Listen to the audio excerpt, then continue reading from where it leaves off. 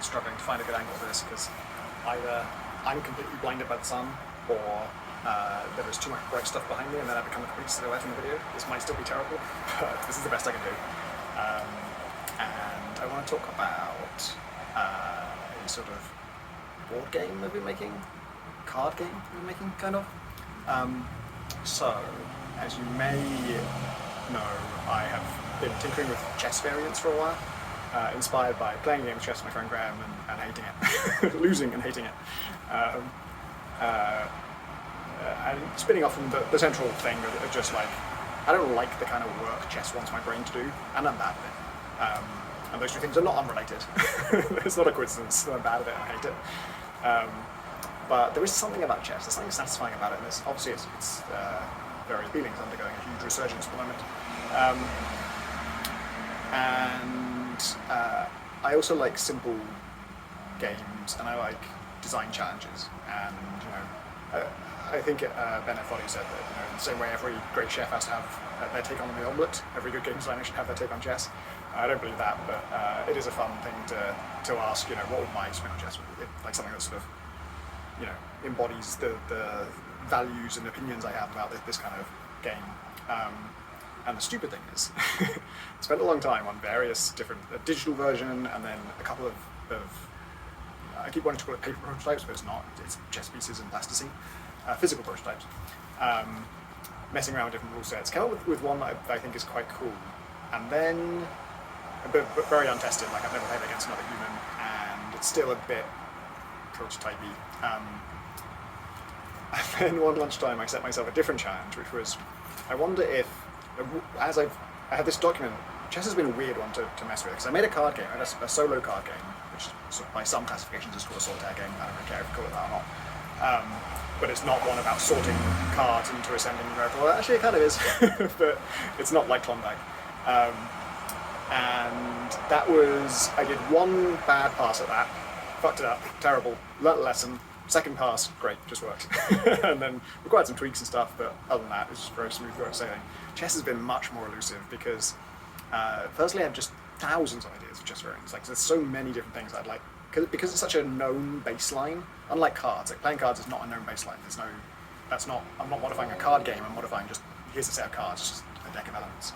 And weirdly, the possibilities seem more overwhelming when the baseline is more figured out. It's chess. We know all the rules. You could add so many different things to it, a single twist that could be interesting enough.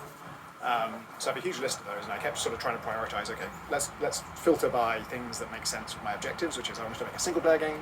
I wanted to have some element of gut calls, which I've done a design talk on before, which is a particular kind of decision that's not completely pre-calculable, but also not completely guesswork or random, somewhere in that sweet spot in between. And one of them was like, well, what if you had playing cards in there too? And another one was like, what if you had dice in there too? And one of them was like, what if I had to make a game that was just had chess pieces and playing cards and dice, like a maximalist game design challenge. Usually you're trying to make something elegant, pare it down, fewest elements possible. But a lot of my chess variants I've been tinkering with were just pretty heavy on elements. The thing that I was most interested in of the variants that were close to chess was adding items to it, things you can pick up, and then you can just cram in loads of different items, and then it's got lots of richness and lots of kind of substance and gaminess that chess is very conspicuously avoiding. It's not. It's obviously not fixing chess. It's completely taking a different direction. And so maximalist stuff actually is not that anathema to me.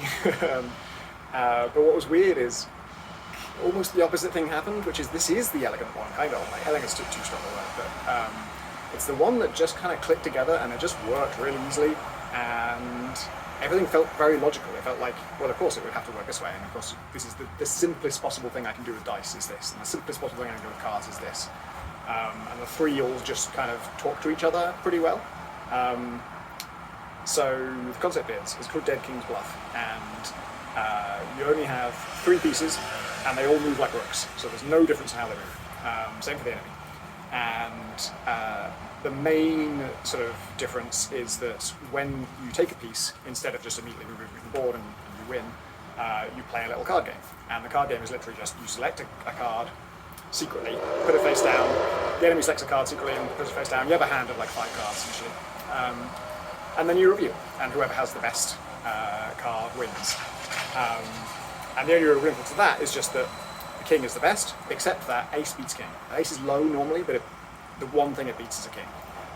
And not only does it beat it, but the person who played the king loses the game on the spot. So it's an extremely high stakes thing. So it's obviously a rock, paper, scissors thing where, king beats everything except ace. Ace beats king but loses to everything else. And so it's rock, paper, scissors where one of the elements is everything else. Which you would kind of think the everything else would come up most of the time, because everything else has its own internal hierarchy.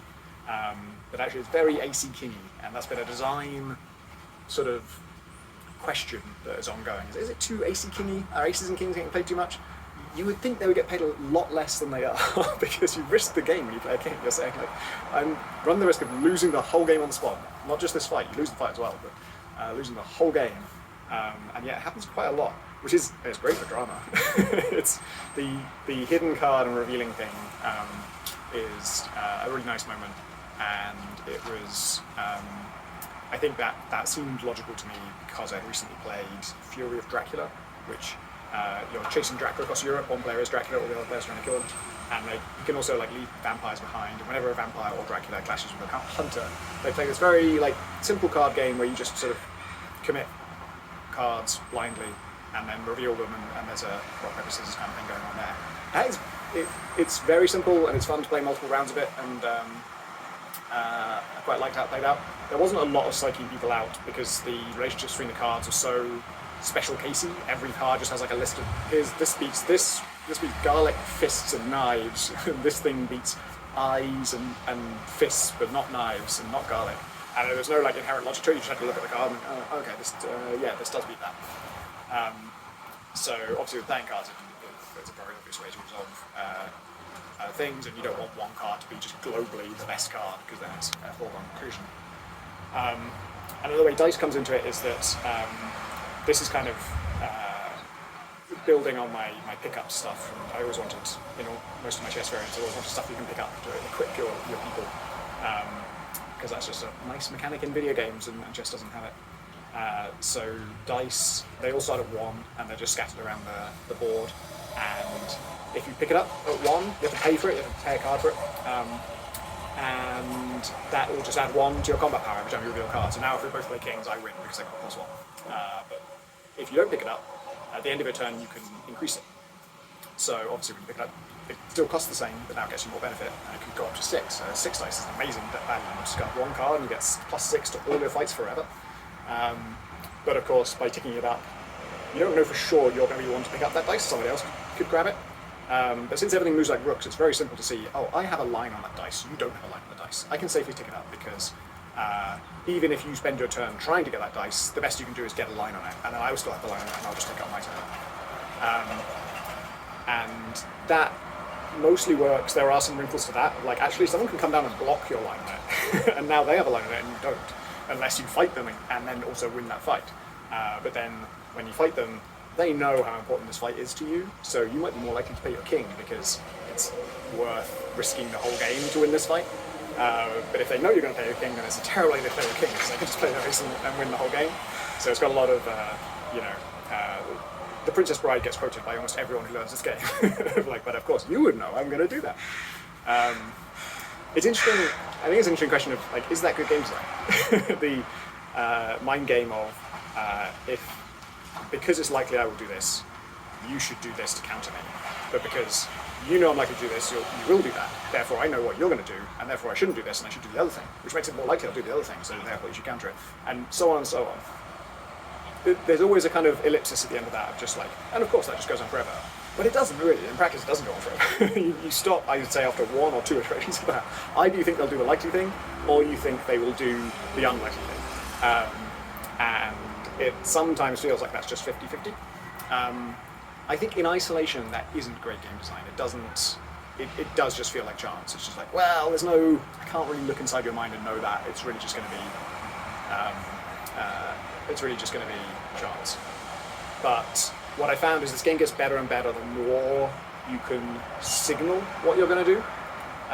Which of course you shouldn't signal what you're going to do. But if you do, then you do the other thing. That can be more surprising. And you want to turn that from random chance into a gut call, which is the kind of decision making I like, you need more stuff to go on. So two mechanics that have really worked out well for that are support cards. So before you play your hidden card, you play some face-up cards that just get you 1 point each, just for this fight, and you'll lose them at the end of the fight. The cards are very precious, so it's a big thing to play a support card at all. But by playing a support card, you are signaling what you might or might not do. And you always have a king and an ace, at least you have one at the start of the game, and you never permanently lose them. But when you use them up, this is the other mechanic, they stay in your graveyard. And so everyone can see, they're face up in front of you, they can see your king is down right now. So if I attack you, you cannot play a king. Unless you just drew another king. Because in a 1v1 game, I've got the king and ace of spades, you've got the king and ace of hearts, there's two other kings and two other aces in the deck somewhere, and the chances of you having it are just low enough that it usually makes sense to assume they don't have it. But then if they start to signal, if you play your king or ace as support, it's this crazy move, like, what? Because that's a really important card, and you'll get it back eventually, but it's going to take a while, because you not only have to spend time to get it back, you also spend a card to get it back, you have to spend a card of a particular suit to get it back, which you may not have yet. So it could be like several turns before you get your king or ace back. So playing him support, you still only get 1 point. If you're in like your territory, you get 2 points for it. So that's a nice little smoke screen for like, well, I'm playing them because it's my territory and I get 2 points. They're very high value cards right now. And I'm not playing them to make you think, like if you play both, that's one thing. If you just play one of them, it strongly signals you're going to play the other. It's like, well, I can afford to put my king down because I'm going to play my ace. And then of course the person's not going to play their king. It'd be crazy to play your king in that situation. But the other person might be false signaling and actually they're going to play a second king that they have. And because they put their king down, there's no chance they're going to play an ace. Playing an ace when someone's played their king as support is crazy, because the chances they have another king are low enough. And like, ace loses to every single other possibility. But at the same time, why'd they put the king down? Especially if it's not their territory and they only get +1, why would they put their king down? They're signaling that they are going to play a secondary king. Or maybe they're just going to play their ace. If you play something to beat that, then you can fuck it up.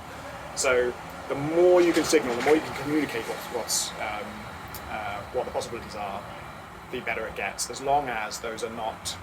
Well, yeah, it's good when those are not hard and fast rules. So his king is down, he could have another king. One thing I like about that is early in the game, if neither of the spare kings have come up, there's 2 different ways to get a king, especially if you don't have one. But then as the game goes on, the spare kings and spare aces do come out. You absolutely, if you haven't used them, because it's such a good trick. And then as the game winds down, you're like, well, now both of the spare kings are gone, one of the spare aces is gone. There's one way he can have a second ace. And that's a really fun kind of thinking, where you get the whole spectrum from like, yeah, with 2 spare ones out there, it's not unthinkable. I shouldn't, if the logic I'm doing is his ace is down, so he could never play another ace, that's bad logic early in the game. Because playing your king, you're risking the whole game by doing that. There's 2 different ways to get an ace. It's not that unlikely. It's unlikely, but it's not that unlikely, especially if he's signaling that he might not play an ace. But then later in the game, it gets more and more reasonable to actually start making conclusions about what's in their hand, both in the negative way of like, they've all been used up so you can't have that, and also in the positive way of like, none of them have come up yet and there's only like 4 cards left in the deck, someone's got the spare aces. That stuff is really fun, that whole spectrum is fun. And actually, yeah, I corrected myself a little bit there when I was about to say it wouldn't be fun if it was certain. It actually is quite fun if it's certain. Sometimes like the spare king, the spare aces have all gone, someone's got their king down but not their ace, like he cannot play a king, there's no way to play a king. Which is, if it's an exactly equal fight and I've got my king, great, I just play my king. Well, no, not great, because he can't play a king, but he can play an ace. So you get these like thorny little things of like, damn, there is certainty here, but it's still uncertain what to do. And it definitely has a lot of thinking in it, this game, which is a nice property. It's always a bad sign in your game of like, oh, the only thing I can do here is this, or I just can't do anything in this situation. There are a few little situations like that, but it's the situation like that we have is like, if you get a 6 dice, you've ticked it up turn after turn after turn, and you've successfully secured it, or maybe you sniped it from the enemy who is trying to level it up for themselves. you've got this huge advantage. You go into a fight and you have a queen in your hand. You play a queen. Queen +6 is a crazy score. If they have, depending on attacker, defender advantage, let's say they have a 4 dice, which is decent, but it's on a 6. There's nothing they can play to beat a queen +6. I think that's right. The maths might be off by 1. But regardless, there is a situation where like they have the better dice and they have the better card and they attack, and there's just nothing you could have done to win that fight.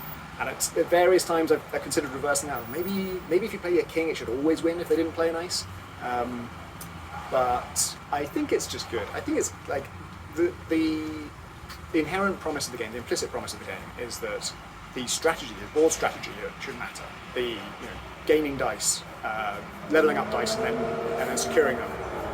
Drawing lots of cards and not wasting your cards, keeping, if early in a game you have a queen in your hand, you don't play it, you play something else, you play an 8 because you're sure they're going to play an ace, and any old number will just beat an ace, and that works. Fucking well done. That's great strategy.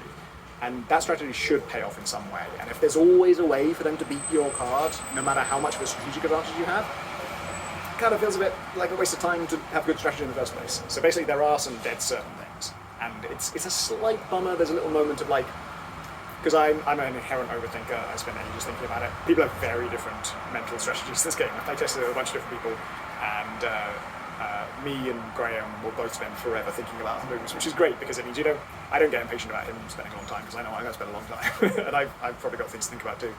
In fact, most of the time you're both thinking at the same time, which is nice because you're both trying to figure out what hidden card to play. But then my friend Greg, just every time he has to commit a hidden card, just like, this is my card. What? You didn't even think about it. You haven't even seen if I'm going to play support yet. Like, just very sure of himself. I had a fight with Greg where I was trying to win it, and he was trying to lose it, and he won. Like, I thought, oh, this really matters to him, so he's going to play a king, so I'm going to play my ace. And he thought, he's going to play like a good card. I don't care about this fight, because if I lose, there's actually some advantage to losing sometimes. So he played like a 3, played an ace, 3 beats ace. So that's my piece. Oh, damn it, neither of us got what we wanted from that. Yeah, I like those different strategies are fun, and that thinking, the type of thinking it wants you to do is, I could absolutely see someone disliking it. I could see people finding it frustrating. I did see one player who's in an early version of this game, I could see from the way he was sort of, his demeanor around picking cards, there was a bit of a like, well, it's just one of these, I just play one of these. In fact, he would sometimes take the 2 cards he was considering playing, shuffle them, and then play one blind, so he doesn't even know what he's played, so that he can't be psyched out. And that's interesting. I think that's a cool strategy, because it's, if you think someone's got your number, if you think that they're playing mind games with you, you can avoid that. Like, no one can outthink pure chance. So if you think you have worse than 50-50 odds by choosing it yourself, then you can do that. I also wonder if there's an element for some people of like, it's not so much that I think it's likely I might select out, it's that I'll hate it if I have. I'll feel so like played. There is a nasty feeling in that inherently. I've never had it playing this game. I think there are some games where people can apply sort of psychological pressure in a way that's just kind of unfun for me, that just feels nasty. But this doesn't feel that way to me. I don't know if it's because it's my game or just the particular nature of the psych out. I think I never feel truly figured out. When I know there's an element of like, you didn't know I was going to play an ace, you didn't know I was going to play a king. I think I have a pretty good track record, do I, for not getting assassinated? I don't think I do actually. I think I've just, because a lot of the time I'm playing against someone who's never played it before, the risk of playing a king, the likelihood the enemy's going to play an ace is something they have no experience with. And so it's very common for a new player to get themselves assassinated. I'll play my king. Oh shit, I've been assassinated. So I anecdotally feel like I'm better at not doing that, but I probably am better at not doing that, but just because I play a bit more than everyone else. So yeah, I don't often feel psyched out in a nasty way. Just in case you're curious, the game I'm thinking of when I say some games can apply psychological pressure in a bad way, I really didn't like Coup, which is a social deduction game where everyone has 2 roles. And the roles have different abilities, but you can use a role's ability even if you don't have it, you just have to say you have it. And one of them is the captain, who can sort of bully people for money, just like, you have to give me 2 now, and because I'm the captain. And they don't show you they're the captain, they just say it. And your only recourse, well, there's 2 things you can do, but one of them is to say, no, you're not the captain. And if you're wrong and they are the captain, you lose one of your 2 lives. So you basically come close, you dealt like a mortal wound. It's like a really serious thing. And that just feels horrible to me, of like, you're just taking my lunch money and I can't challenge you on it because I might die if I do. That's such a nasty feeling. And I know some games want nastiness in it, but it puts you in this deadlock of like, well, my choices are a small shitty thing happens to me, or a high chance of a massive shitty thing happens to me. That just sucks. And there's been versions of decking Bluff where like that, it has had that feel sometimes. So there was a version where someone was in a situation where they felt like they had to play their king, and then they got assassinated, and that sucks. Like, you have to take this risk. I don't think I felt that with the current version. Basically, once you've played it a few times, you know that having a decent hand of cards is like your lifeblood. If you start laying down cards such that you only have your ace and your king left, you are absolutely, what's the word? I want to say dancing with death. I feel like it's a really common phrase for that, but you're taking your life into your hands. You're becoming so predictable. If you have your ace and your king only, everyone knows it's your ace and your king, because they can see your ace and your king are not down there. You have to have that, have to be there. That's what your 2 cards are. Sometimes it can actually be, if you just need to spend a card, and you have your ace, your king, and like a 4. 4's a terrible card. Might be worth putting down your king. If you have to get rid of your ace or your king's the better one to get rid of, counterintuitively, because if you get rid of your ace, it signals they're safe to play a king. I think that's the right way around. I don't know. There's some logic to it. One of those cards, they sound kind of symmetrical, but they're not. There is one that's a much better. It's a card that does more for you, even when you don't play it.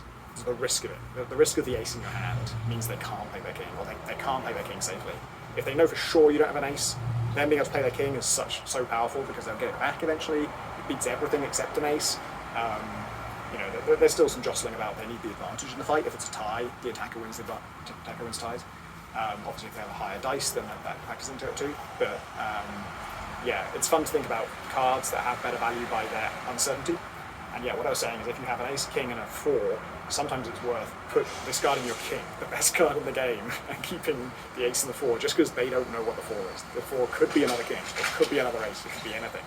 And there are lots of situations where, let's say you go into a fight with just the ace and the 4. If you play your 4 as support, they know you're going to play an ace, so they can beat it trivially. Almost anyone, in almost every situation, you can play something that beats an ace. So you would want to put down your ace and just play a 4, because there's every chance they might play an ace. There's every chance they might think you have a king left, or something like that, and the 4 might win. And the alternative is just to be completely known. Your hidden card is known, and that's death. So yeah, I'm really enjoying working on this game and figuring it out. I'm going to, at some point, I feel like the correct way to sort of release it is to do a video of it being played. I'm a little bit torn on how to do that. Like with Grid Cannon, it was easy because it's a solo game, so I just played it by myself. This game, I have played against myself. It is fairly testable that way. Like, it's obviously not a true playtest, but I'm pretty good at compartmentalizing. I can look at a hand of cards, make a decision based on that, put it down, pick up another hand of cards, and pretend I don't know what's in the other hand. Like, it's ridiculous. Obviously, I can't fully unknow it. I don't actually forget it, but I can simulate not knowing something. Which is probably just really ordinary, but probably everyone can do that. But if it sounds ridiculous that you can play a hidden information game against yourself, it's not entirely ridiculous, it can be done. So I could do that as a video. It just, to be honest, it looks a bit pathetic. Which is not, I don't actually care about that, but I guess I care more about, like, is that just a distorted view of the game to play it against yourself? But then playing it with another person is a little bit awkward in other ways. Like, I've never really filmed a video with another person in that way of, like, we've got to orchestrate this and plan it out. I think probably the best thing to do, if I could do it, if I get enough playtesting games going on, is just to record a whole bunch of them and just tell everybody, hey, if this ends up being a good game to show the game off, I will check with you and let you see the video and make sure you're cool with it, and if you want to say no, it's absolutely fine. And that way you hopefully get a good game. I do have one clip of my friends Andy and Kim playing it, have a perfect photo finish of revealing their hidden cards and a huge reaction to it, and that really gets across what works about the game for the people that works for. And yeah, it's had a really positive reception so far. It's definitely had some games where they're like, oh, okay, yeah, that was cool. And other people are like, oh my god, I want to play that again. So it's different for different people for sure. And I've had one playtest that was, I think, just kind of bad. Like, got some vague positive comments, but I was testing a new concept for it that really, I think, didn't work. It kind of robbed all the numbersiness of it. I was trying to get rid of some of the maths that you have to do, and if you take that out, a lot of the strategy just kind of collapses down into nothing, and I think the whole thing feels a bit hollow. So that was the least successful test I've done.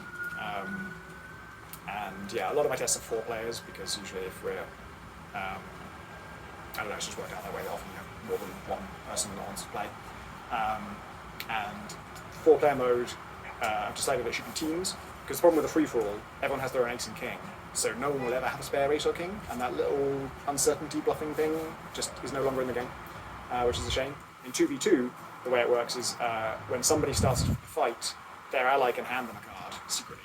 So obviously the person receiving the card sees what the card is. The enemies don't know what you handed them. You could be handing them another ace, so they could have a spare ace, but also you could bluff and you could hand them just a shitty card so that the enemy can't rule out. Like, this hasn't happened yet. We haven't played a huge number of 2v2 games, especially not with people who've played before. But I could see it, if it was me playing in one of these, I would love to set it up so that you pass your friend just a shit card, and then they put their ace down as support and just say, yep, come at me. That signals strongly that I just received an ace. Did I though? You can't really assume I didn't. That stuff is really fun. I love that kind of bluffing thing. And yeah, I'm just kind of dithering a little bit over little rules. I'm really trying to keep it as simple as possible to teach, keep the basics simple. And there are all kinds of weird, wrinkly questions about, like, this rule is conceptually simpler, but it's slightly harder to write down, so it looks more complicated on the page. And trying to prioritize that is actually quite difficult, because I want you to look at the rules of this game and think, oh yeah, I can do this. There's 2 sheets right now, not including setup. The setup could just be a photo, really. And that is nice. I've just made a change to it that I think is simpler when you play it. Like, there used to be different conditions under which you would draw a card, and now it's just you draw a card at the start of your turn, no matter what. In some situations, you discard that card for one situation, but you don't have to think about when you draw the card, and it's got this nice feel to it where the card can sort of, it feels like that's the start of your turn, and the card can tell you what to do, or inform your decision at least, which, I don't know, just feels kind of fresher, it feels nicer, it feels more generous than it used to be. It feels more dynamic, because you always gain something each turn, you're never static. But it is slightly harder to spell out the rules now, because it used to be there was 2 things you do on your turn. Now there's 3 things you do on your turn, because drawing a card is now a thing you always do on your turn. And it's just harder to lay out. This is kind of a very technical point, I suppose. But it's just been interesting. You know, it's easy to say your board game should be as simple as possible, but then simple has so many different definitions, and different kinds of simplicity matter in different ways, and things can slot into a player's brain more easily, even if they're more complex to write down. Things can be harder to teach but easier to remember. Things can be easy to teach and hard to remember. There's one really simple rule of just like, when you move to an empty tile, it matters whether it's threatened or not. If it's threatened, that's a brave move, and you end up with more cards than if you made a cowardly move. But if you're picking up a dice, which you pay for, it doesn't matter, because it's too expensive if paying for a dice and it being cowardly, you know, has this extra cost to it, because it's not your choice for the dice to be cowardly. Like, you didn't choose for it to be in this position, you're just picking it up because it's there. So it shouldn't matter whether it's brave or cowardly. And yet every player thinks it does, and even I've caught myself doing it, where I'm like, oh, that's a cowardly move, so I've got to do this. This is my rule. It was never the other way around. And there was for some reason, the player's brain, including my own, expects it to be that anytime you're picking up a dice, this matters. Anytime you're attacking an enemy, doesn't matter. That's intuitive. But when you're picking up a dice, the fact that it doesn't matter isn't intuitive. But it's a really simple rule to explain. It's in the rules very clearly. It's when you move to an empty tile, it matters. And when you move to a dice, it doesn't. And in a way, on paper, it sort of seems like it would be more intuitive that I'm already paying a cost for this. Why would I pay another cost? And yet, for some reason, the players just always wants to believe it that way. I haven't decided whether to change that. I think I'm going to keep it as is and just like, tough, you just got to learn it, because it's better balance-wise. I don't want dice to cost you like that much, or you to have to be punished for the location of the dice, because it's not really, it's kind of out of your hands. But yeah, it's fun to like, navigate this stuff, and I'm learning a ton. It's a kind of game design I've never done before. I mean, I've never made a multiplayer game before, really. Semantics had a multiplayer mode, but that was made very quickly and not playtested except with me and Lizzie. So it didn't really dig into a lot of multiplayer game design considerations, because it was like the last night of the game jam, I think, and I think Lizzie had gone out shopping, and when she came back, I'd added multiplayer. So yeah, this has been really interesting to dig into just player psychology. I think I can't remember when I had this thought, but I do remember thinking in the past, if I ever do make a multiplayer game, I want to make the most of it in multiplayer, make it very mind gaming, make it very like, if you do this, then I should do this. You know, it's crazy to me. I'm not very much in chess because it's quite a successful, well-liked game, but it just bothers me that there is a best move in chess. It doesn't matter what your enemy's going to do. It literally doesn't matter what your enemy's going to do. There is always a best move, and that is the best move, no matter who your opponent is, no matter what their plan is, no matter what their strategy is. There's a best move, and that just feels dead to me. It feels like lifeless. It should matter who your opponent is. It should matter how you think. I think one of the reasons this little clip that I've got of Andy and Kim having such a good time with it, they're a couple, so they know each other really well, and they were both trying to psych each other out, and that's the pleasure of it for me.